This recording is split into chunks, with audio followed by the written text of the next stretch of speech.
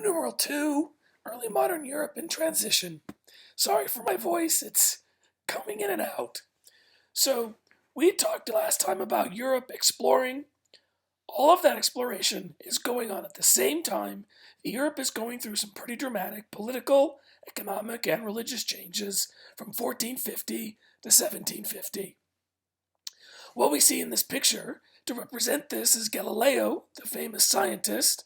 He is arguing with a member of the church about his view of the universe. And this is just one of the ways, it represents one of the ways that Europe is going through this transition period, where we're leaving the Middle Ages, where the church had a lot of power, and now we're starting to embrace science and fall away from the church a little bit. We'll see that reflected in the rest of the notes. So I want to review by just going back to the end of the post-classical period, period 3. We left Europe politically becoming still decentralized overall, but regionally, kingdoms were becoming more and more centralized. England and France, because of the 100 Years' War, were becoming more centralized. The Holy Roman Empire had been formed. And so we see these regional states that are being formed that are creating a little bit more centralization in different areas. As a result of that, number 2, Europe has emerged from the Middle Ages and trade has gone up. Since there's political stability, now that there's more economic stability, and so we're going to see Europe starting to engage the rest of the world as we saw in our exploration notes. And then finally, we left off with Europe. At the end of period 3, there is just one basic religion in Europe as far as Christianity goes. It is Christian. There are some Muslims in Spain still at the beginning of the time period. And there are some Eastern Orthodox Christians in what is disintegrating the Byzantine Empire. And of course, there are Jews scattered throughout Europe and diaspora communities. But most of the people in Western Europe are Roman Catholic, and that will change. Section B, and the subject of these notes in part 1, is what we call the Protestant Reformation. Europe is going to go through a transformation where new religions or new branches of Christianity split off from Roman Catholicism. That is going to cause large-scale social, political, and economic problems in Europe. And it's going to eventually lead to what we call these religious wars that will shake Europe and kill off a large segment of its population. So the Protestant Reformation is going to start at the beginning of the 16th century, around 1500, with a Catholic monk who's named Martin Luther. As you see in the picture here, Martin Luther, as the story goes, he is a Catholic monk. And he looks at the church around him and he sees that the Catholic Church is very wealthy, it's very powerful. And he has some problems with this. He thinks that the Catholic Church should not be so much focused on wealth, and that gets him thinking about what are some of the other problems that the Catholic Church has. One of these problems that he has with the Catholic Church is he says that the Catholic Church should not be selling indulgences. Indulgences is a moneymaker for the church.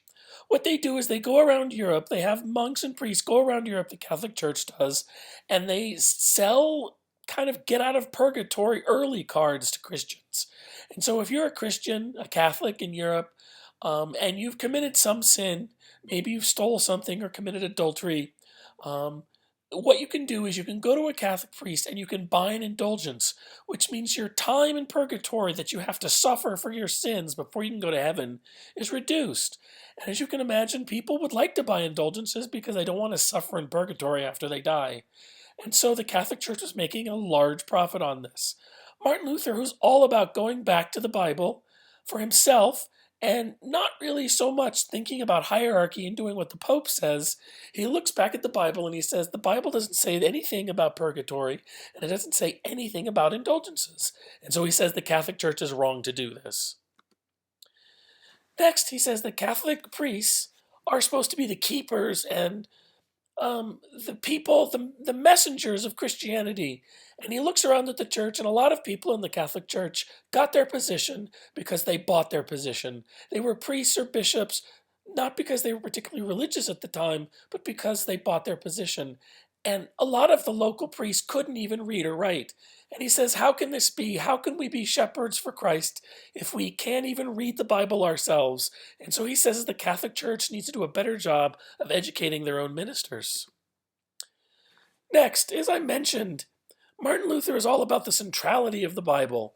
He believes that the Bible should provide direction and the focus in your life, and not the church and not the Pope. He thinks that everybody can go back and read the Bible for themselves and interpret what God wants for themselves. This is very democratic, but it is also an attack against the Catholic Church. Remember, the Catholic Church is very hierarchical, and that's where they get all their power. God appoints the Pope appoints all the bishops and archbishops and priests, and that's where they get their authority, their legitimacy to tell people how to live their lives. Martin Luther says we don't need that. It should be God and you can know God's thoughts for yourself through the Bible. So this is a major challenge of the Catholic Church's authority. Next, he says that the Catholic Church, they have too many sacraments. If you remember from our Middle Ages notes, sacraments are 7 things that the Catholic Church does, and they're kind of they put themselves in the position between you and God.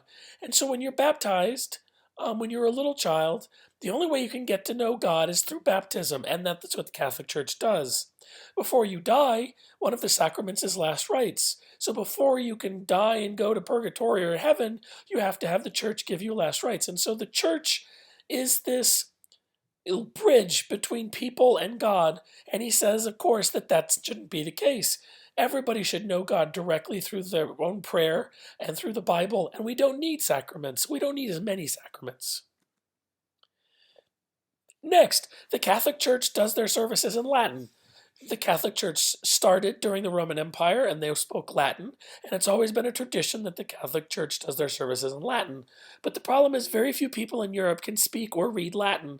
And so he says this is a problem. How are you going to read the Bible and know God if you can't read Latin? Because the Bible is in Latin. And so he says that services in the Bible should be translated to the vernacular, to people's everyday language, so more people can get to know God directly.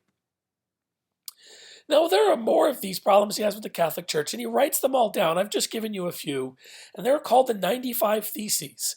And according to tradition, even though it's not quite true, historical tradition says that Martin Luther nailed these 95 Theses on a church door in Wittenberg to create public debate. He wasn't trying to take down the Catholic Church. He just said we needed to change, and we need to think about some of the things we do. Now, whether or not he actually nailed the 95 Theses or problems with the Catholic Church on a door, he did send it around and got people talking about Christianity, and is the Catholic Church really legitimate? Are they the ones that stand between you and God as the bridge? Now, in previous times, in period 3, we talked about some people who tried to criticize the Catholic Church for being too materialistic, too focused on wealth, and a little bit too corrupt. And they were usually burned at the stake, or they were killed because they were attacking the power structure. But things in period 4 are different. We see that Europe is going through changes, and there are some nobility that resent the power of the Catholic Church telling them what to do. And when Martin Luther comes along and says, you don't need the Catholic Church, you can decide for yourself what to do, this is a great opportunity for local nobility to get away from the Catholic Church control and to control their own lives. And so some nobility in the Holy Roman Empire, where Martin Luther is from, modern-day Germany, they take up his message, one, because they like his more direct democracy with God, but also if they follow Martin Luther's teachings, the Catholic Pope cannot lay an interdiction on their province, and he can't excommunicate them, and it gives them a way for doing things that they want to do, the nobility, without the Catholic Pope telling them what to do. It gives them more freedom and autonomy, and we always know that the nobility is always fighting centralization. In this case, it's just religious centralization. In addition to that, this also allows them to have the power, these nobility, to flout and get away from the emperor. Remember, the Holy Roman Empire has an emperor, and he is closely tied to the Catholic Church. And so these German nobility, they believe if they embrace this kind of new interpretation of Christianity, they will be able to not only not do what the Pope says, but they can also tell the emperor, you can just go away because we have our own faith now, and we don't need you or the Pope to tell us what to do. And so Martin Luther is not burned at the stake. He comes at just the right time where German princes are looking for a way to decentralize the empire. And Protestantism does that. Protestant is what we call people who follow Luther. They are protesting the Catholic Church. Some clergy also join the movement, not just German princes. They think that the Catholic Church, they agree with Luther that the Catholic Church is too corrupt and has some things that they need to change. Plus, Martin Luther says that priests should be able to marry, and a lot of Catholic priests think that this is good. They've missed that. They want to be part of more of society. He also says that they don't have to wear priestly vestments, special clothes that separate them from the rest of society.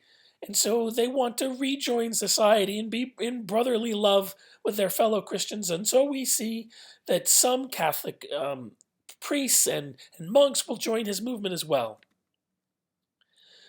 Then a large group, and it's a very important group, as we had said in a couple of slides ago, that Europe has become more of a trading place through exploration, but also political centralization, that trade is up in Europe. And these merchants who are conducting the trade, they're getting very wealthy from this trade. And in the social structure of medieval Europe, merchants were in the third estate, the lowest estate.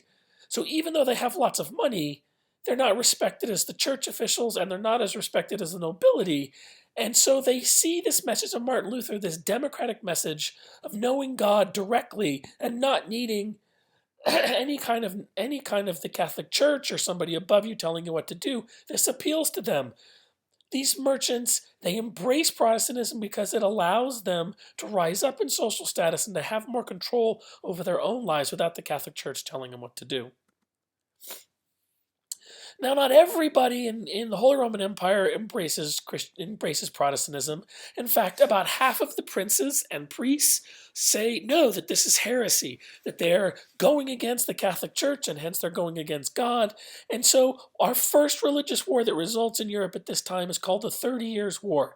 It will engulf the Holy Roman Empire in about 30 years of fighting. When it's all done, about 1 out of every 3 Germans will be killed.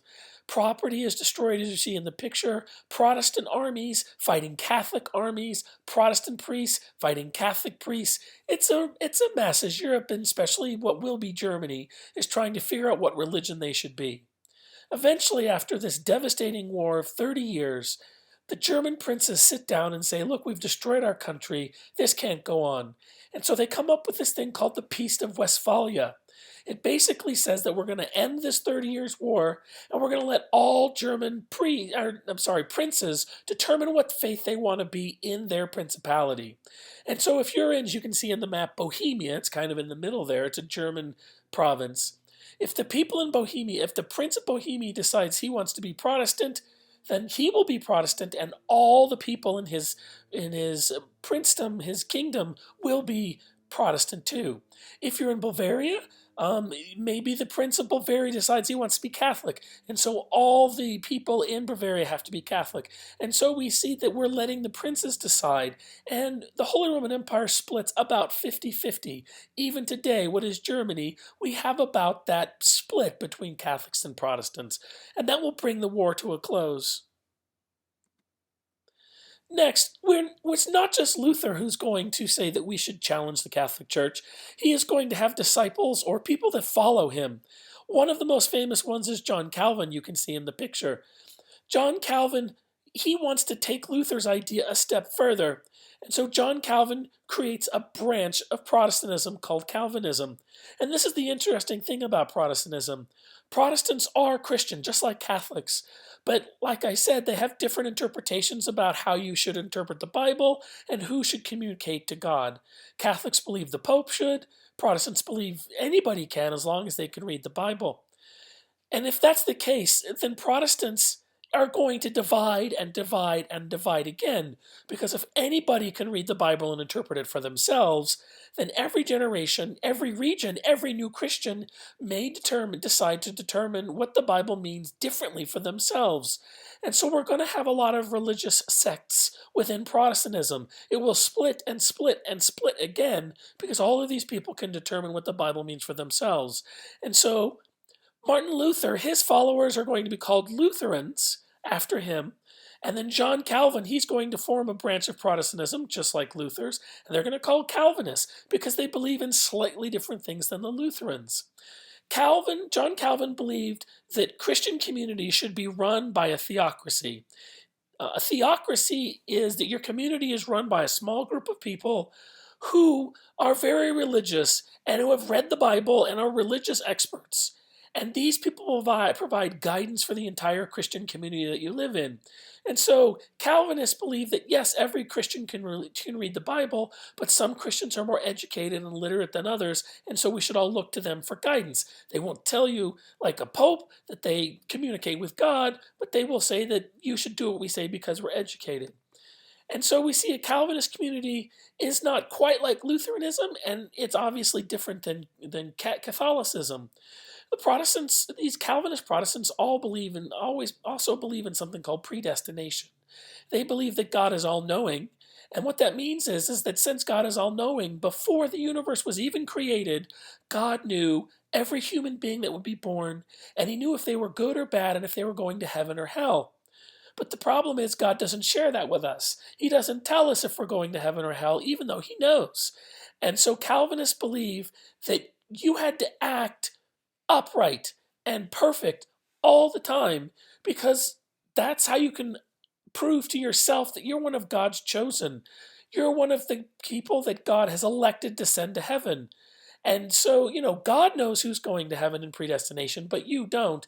And so in Calvinist communities, Calvinists would always try to act their best no matter where they were, striving for perfection, because they believe that only perfect people or near perfect people can go to heaven.